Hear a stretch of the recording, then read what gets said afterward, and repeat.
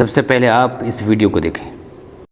جتنے آتنکواد پکڑے گئے، کسی تعلق دیوبند سے، کسی کا ندوہ سے، کسی کا سہارنپور سے، کسی کا تبلیغی جماعت سے، الحمدللہ غریب نواز کا چاہنے والا، محبوب الہی کا چاہنے والا، قابل پاک کا چاہنے والا، وارث پاک کا چاہنے والا، اعلیٰ حضرت کا چاہنے والا، مظہر اعلیٰ حضرت کا ماننے والا، مجاہد ملت کا ماننے والا، شیر ہندوستان کا ماننے والا کبھی آتنکواد میں نہ پکڑا گیا۔ نہ سمجھو گے تو مٹ جاؤ گے اے ہندی مسلمانوں، تمہاری داستان تک نہ رہے گی داستانوں میں۔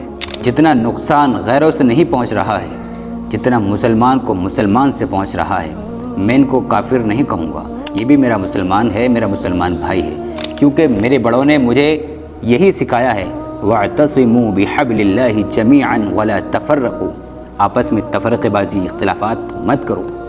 میرے بڑوں نے مجھے ادب سکھایا ہے، وَلَا تَنَابَزُوا بِالْأَلْقَابِ، کسی کو برے لقب سے مت پکارو۔ میرے اسلام نے، میرے دین نے مجھے یہ سکھایا ہے کہ کافر کو کافر مت کہو، ہو سکتا ہے کہ وہ اگلے پل میں مسلمان ہو جائے۔ اور آپ ان کے بیانات میں صرف اور صرف نفرت انگیز باتیں آپ کو ملیں گی۔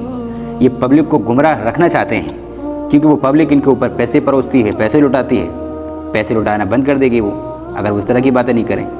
حقیقت بیان کرنے لگیں تو ان کی حقیقت سامنے آ جائے گی۔ ان سے آتا جاتا کچھ ہے نہیں، اگر آتا جاتا تو یہ محبت بانٹتے، اتحاد اتفاق کی بات کرتے، ادب کے ساتھ میں بات کرتے۔ دلائل ہوتے نہیں ان کے پاس، اگر دلائل ہوتے تو اس طرح کی احمقانہ باتیں نہیں کرتے۔